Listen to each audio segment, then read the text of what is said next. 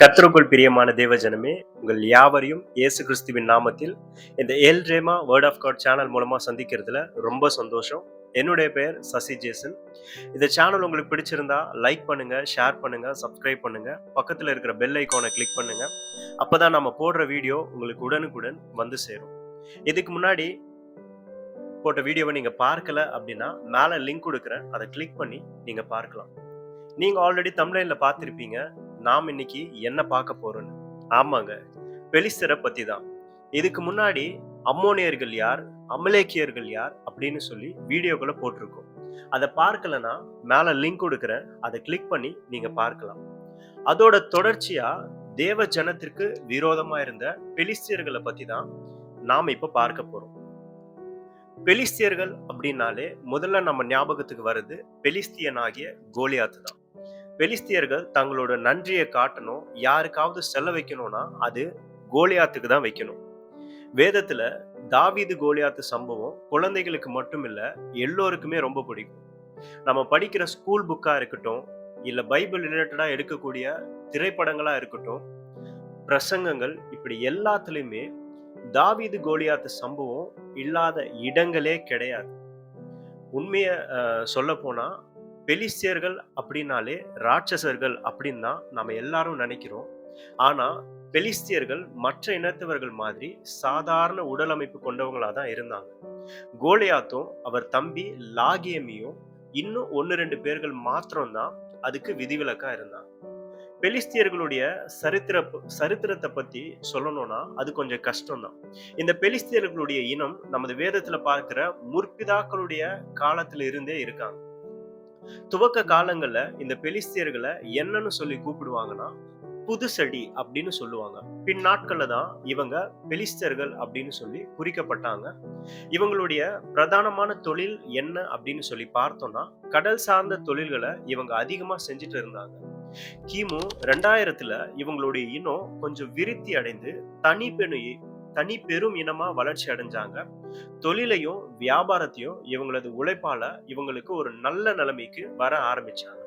இப்படி நல்ல நிலைமைக்கு வரும்போது அவங்களுடைய எண்ணிக்கை அதிகமாகும் இல்லையா? அப்படி அதிகமானதுனால இவங்களுடைய எல்லைகளை அப்படியே பெருக்கிட்டே வந்தாங்க. இதனால இவங்க கடல் பகுதிகளை விட்டுட்டு நகர பகுதிகளுக்கு வர ஆரம்பிச்சாங்க. இப்படி கடல் பகுதியை விட்டுட்டு நகர்ப்புறத்துக்கு இவங்க வந்ததால இவங்களுடைய கடல் தொழிலை இவங்க மறந்து மற்ற தொழில்களையும் செய்ய ஆரம்பிச்சாங்க. இந்த பெலிஸ்தியர்கள் எந்த வம்சத்திலிருந்து வந்தவங்க அப்படின்னு சொல்லி நாம பார்க்கும்போது இவங்க காமின் சந்ததியில இருந்து வந்திருக்காங்க. காமின் வழியில வந்து தோன்றினவர் மிஸ்ராயிம். இந்த மிஸ்ராயிமின் குமாரர்கள ஒருத்தன் பேரு தான் கஸ்லூஹீம். இவர் தான் பெலிஸ்தியர்களின் தலைவர். ஆதியாகமம் 10-14 இது தெளிவா போட்டிருக்கு. எகிப்தியர்களை தமிழ்ல நாம எகிப்தியர் அப்படின்னு சொல்றோம், இங்கிலீஷ்ல இஜிப்சியன் அப்படின்னு சொல்றோம். ஆனா எபிரேய மொழியில எகிப்தியரை மிஸ்ராயிம் அப்படின்னு தான் சொல்லுவாங்க. காரணம் என்னன்னா எகிப்தியர்கள் காமின் வழி தோன்றல்களான மிஸ்ராயிம் சந்ததியை சேர்ந்தவங்க அப்படின்றதுதான் அதற்கான உண்மை. இந்த மிஸ்ராயிம் வம்சத்துல இருந்துதான் பெலிஸ்தியர்களும் தோன்றி இருக்காங்க. பூர்வத்துல எகிப்தியர்களா இருந்தவங்க தான் பிற்காலங்கள்ல வேறு இன மக்களோட கலந்து பெலிஸ்தியர்னு ஒரு புதிய இனமா மாறி இருக்காங்கன்னு சரித்திர நிபுணர்கள் சொல்றாங்க. இதுக்கு ஆராய்ச்சியில கண்டுபிடிக்கப்பட்ட சில ஆதாரங்களும் துணையா இருக்கு. பாபிலோனிய சரித்திர பதிவுகளான கப்டோரா, அப்புறம் எகிப்தியர்களோட சரித்திர பதிவுகளான டைவு, இதுல எல்லாம் பெலிஸ்தியர்களுடைய பூர்வ வரலாறுகளும் அவங்க வாழ்ந்த இருப்பிடங்களை பத்தினும் நிறைய குறிப்புகள் கண்டுபிடிச்சிருக்காங்க. இதனாலதான் அவங்க எகிப்தியர்களுடைய இனத்திலிருந்து பிரிஞ்சு வந்தவங்க அப்படின்னு சொல்றாங்க. அது மட்டும் இல்லாம பெலிஸ்திய நகரங்களான காசா, அப்புறம் அஸ்கலோன் பகுதிகளில் பெலிஸ்தியர்கள் பயன்படுத்தின பொருள்கள், அப்புறம் ஆயுதங்கள் எல்லாமே எகிப்தியர் பயன்படுத்தும் பொருள்களை போலவே இருந்ததுன்னு ஆராய்ச்சியாளர்கள் சொல்றாங்க. இது எங்க இருக்குன்னா மத்திய தரைக்கடலிலே யோப்பாவிற்கும் காசாவிற்கும் இடையில இருக்கிற ஒரு நாடு தான் இந்த பெலிஸ்தீன். நாடுன்னு சொல்லும் போது நீங்கள் இந்தியா மாதிரியோ சீனா மாதிரியோ அப்படின்னு நினைக்க கூடாது. பெலிஸ்திய நாட்டின் மொத்த அளவே வெறும் 50 மைல் நீளமும் 20 மைல் அகலமும் தான். அதாவது 1000 சதுர மைல் பரப்பளவு தான். ஆனாலும் இவங்க தங்களுடைய தேசத்தை கட்டுக்கோப்பா வச்சிருக்கிறதுலயும் வளம் செழிக்க பண்றதுலயும் இந்த பெலிஸ்தியர்கள் சாமர்த்தியசாலிகளா இருந்தாங்க. கொள்ளை அடிச்சாவது நாட்டை அழகுபடுத்திடுவாங்க. இப்படி இவங்க வாழ்ந்துட்டு இருந்த காலகட்டத்திலேயே பெலிஸ்தியர்கள் ராஜாவை ஏற்படுத்தி, ராணுவத்தை ஏற்படுத்தி, ஜனங்களை ஒழுங்குபடுத்த, சட்டங்களை ஏற்படுத்தி, நகரங்களை கட்டி, ஒரு கட்டுக்கோப்பான தேசமா தங்க தேசத்தை உருவாக்கி இருந்தாங்க அப்படின்னா இவங்களை பத்தி யோசிச்சு பாருங்க. ஆபிரகாம் வாழ்ந்த காலத்திலேயே, அதாவது கிமு 1875ல பெலிஸ்தரின் ராஜாவான அபிமெலேக்கிற்கும் ஆபிரகாமுக்கும் இடையே நடந்த பெயர் சபா உடன்படிக்கை பத்தி ஆதியாகமம் 21:31 இருந்து 33 வரை உள்ள வசனங்களை குறிக்கப்பட்டிருக்கு. இஸ்ரவேலின் முற்பிதாக்களான ஆபிரகாம், ஈசாக்கு காலத்துல எல்லாம் பெலிஸ்தியர்கள் இவங்களோட சுமூகமான உறவு வச்சிருந்தாங்கன்னு இதுல இருந்து நல்லா தெரியும். இஸ்ரவேலர்கள் எகிப்தின் அடிமைத்தனத்திலிருந்து மீண்டு கானானை நோக்கி பயணம் போறாங்க. அவங்க வழியில பெலிஸ்திய தேசம் குறுக்கிடுது.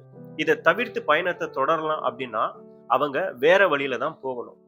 ஏன் அப்படின்னா அந்நாட்கள்ல பெலிஸ்தியர்கள் ரொம்ப பலமான ஜாதியா தேசத்துல குடியிருந்தாங்க. இஸ்ரவேலர்கள் பயணப்பட்டு வரும்போதும் சரி, இஸ்ரவேலர்கள் தங்கள் வழியில இருந்த தேசங்களை எல்லாம் தேவ பலத்தினால ஜெயிச்சுட்டு வரும்போதும் சரி, அவங்க ஒரு பொருட்டாவே மதிக்காத இந்த பெலிஸ்தியர்கள் இஸ்ரவேல் கானான்ல காலூன்றி கொஞ்சம் செழிக்க துவங்கின அப்புறம் தான் அவங்கள கவனிக்க ஆரம்பிச்சாங்க. இஸ்ரவேல் ஒரு தனி நாடா பிரகடனம் பண்ணப்பட்டு நியாயாதிபதிகள் இஸ்ரவேலை நியாயம் விசாரிக்க துவங்கின வேலையில தான் பெலிஸ்தியர்கள் இஸ்ரவேலர்களுக்கு அடிக்கடி தொல்லை கொடுக்க ஆரம்பிச்சாங்க. இஸ்ரவேலின் வயல் நிலங்கள் எல்லாம் விளைஞ்சு அறுவடைக்கு தயாரா இருக்கிற நேரத்துல பெலிஸ்தியர்கள் கூட்டம் கூட்டமா வந்து பயிர்களை அறுவடை செஞ்சுட்டு போயிடுவாங்க. அதை எதிர்த்து பேசுற வயலுக்கு சொந்தமானவங்கள ஒண்ணு பிடிச்சிட்டு போயிடுவாங்க, அப்படி இல்லைன்னா கொன்னுட்டு போயிடுவாங்க. ஏன்னா இஸ்ரவேலர்கள் கிட்ட பெலிஸ்தியரை போல ராணுவ படை இல்ல. பின் நாட்கள்ல இஸ்ரவேல்ல சில தலைவர்கள் எழும்பினாங்க. அவர்களாலையும் பெலிஸ்தரை நிரந்தரமா வெற்றி கொள்ள முடியல அப்படின்றதுதான் நிதர்சனமான ஒரு உண்மையா இருந்தது. நியாயாதிபதிகள் காலத்துல தொடங்கி பெலிஸ்தருடனான பகை காலங்காலமா பின்தொடர்ந்தே வந்தது. பின் நாட்கள்ல இஸ்ரவேல எத்தனையோ புகழ்பெற்ற ராஜாக்கள் வந்தாலும் பெலிஸ்தியர்களை அடக்கி வச்சாங்களே தவிர்த்த முழுசா அவங்கள ஜெயிக்கல.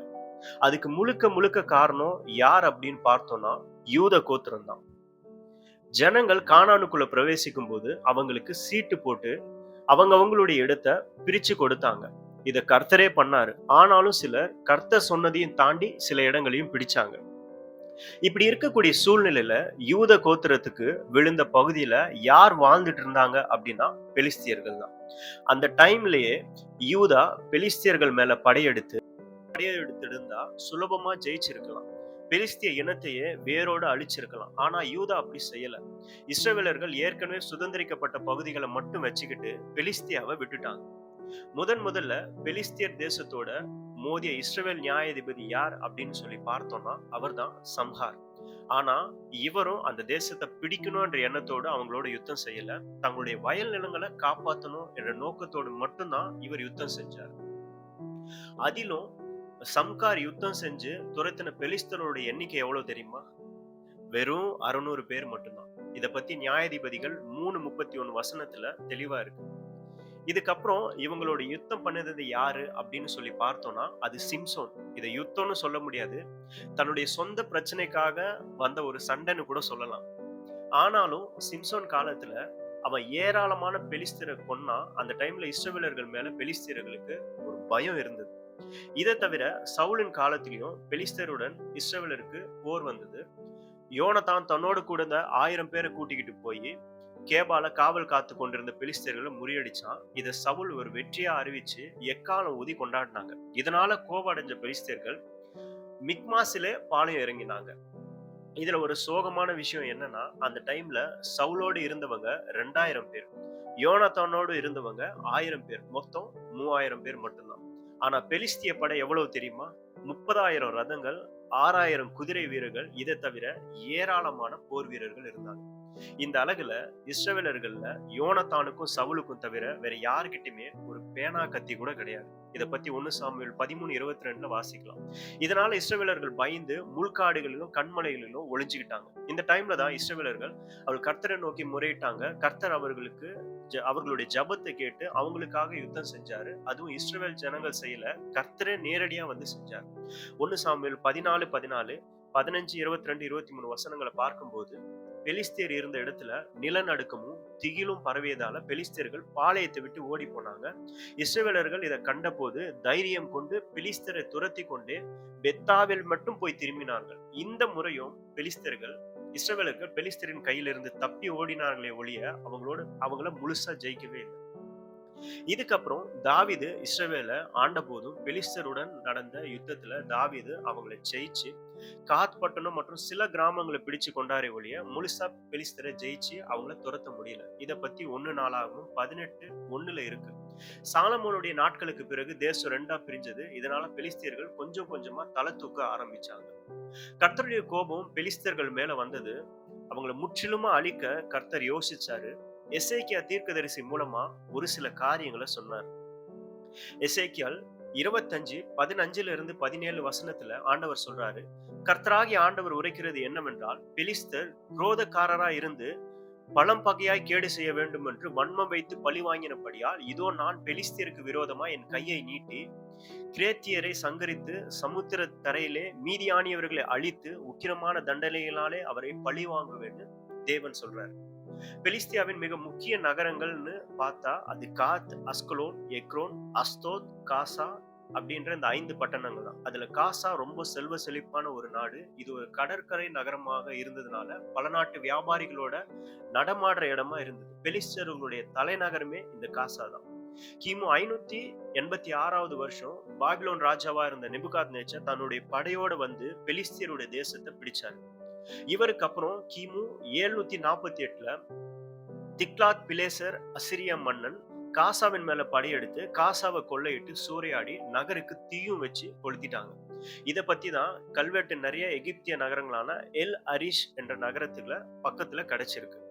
இந்த சம்பவம் ஏதோ தற்செயலா நடந்தது இல்ல. காசாவுக்கு இந்த சம்பவம் நடக்கிறதுக்கு ஏறத்தாழ 53 வருஷங்களுக்கு முன்னாடியே கர்த்தர் ஆமோஸ் என்ற தீர்க்கதரிசியின் மூலம் ஒரு காரியத்தை சொன்னார். ஆமோஸ் 17 காட்சாவின் மதில்களுக்குள்ளே தீ கொளுத்துவேன், அது தன்னுடைய அரண்மனைகளை பட்சிக்கும். அதுக்கப்புறம் பாத்தீங்கன்னா எகிப்தியர்களும் பெலிஸ்தியர்கள் மேல படையெடுத்து அதை அழிச்சாங்க. கிமு 333 மகா அலெக்சாண்டர் பெலிஸ்தியா தேசத்தின் மேல படையெடுத்தாரு. இதனால பெரிய அழிவும் சேதமும் தேசத்துல உண்டாச்சு. ஜனங்க எல்லாரும் அகதிகளா சிதறி ஓடி போனாங்க. கடைசியா கிபி 1270 பிரிஸ்பாஸ் என்ற சுல்தான் பெலிஸ்தியர் மேல் படையெடுத்தான். மீதியா இருந்த பெலிஸ்தியாவின் பகுதிகள் எல்லாம் கைப்பற்றி ஜனங்களை ஒருத்தரையும் தப்ப விடாம கொண்டு போனான். சில கிராமங்களையும் தீ வச்சு கொளுத்தினான். இதுக்கப்புறம் பெலிஸ்தியர் அப்படின்ற ஒரு மக்களே இல்லாம போயிட்டாங்க. பின்னாட்கள பெலிஸ்தியர்கள் வாழ்ந்த அந்த இடத்தை எகிப்தியர்கள் கைப்பற்றினாங்க. கிபி 1967 எகிப்தியருக்கும் இஸ்ரவேலருக்கும் நடந்த 6 நாள் சண்டையில இந்த பகுதி முழுமையும் யூதர் வசமா வந்துடுச்சு. செப்பனியா 2:7 சொல்லுது, அந்த தேசம் யூத கோத்திரத்தாரில் மீதியானியவர்கள் வசமாகும் எழுதப்பட்ட தீர்க்க தரிசனம் அப்படியே நிறைவேறிச்சு. இந்த வீடியோ உங்களுக்கு பிடிச்சிருக்கும் நான் கர்த்தருக்குள்ள நம்புறேன். நாம இன்னொரு வீடியோல பார்க்கலாம். கர்த்தருடைய நாமம் மகிமைப்படுவதாக.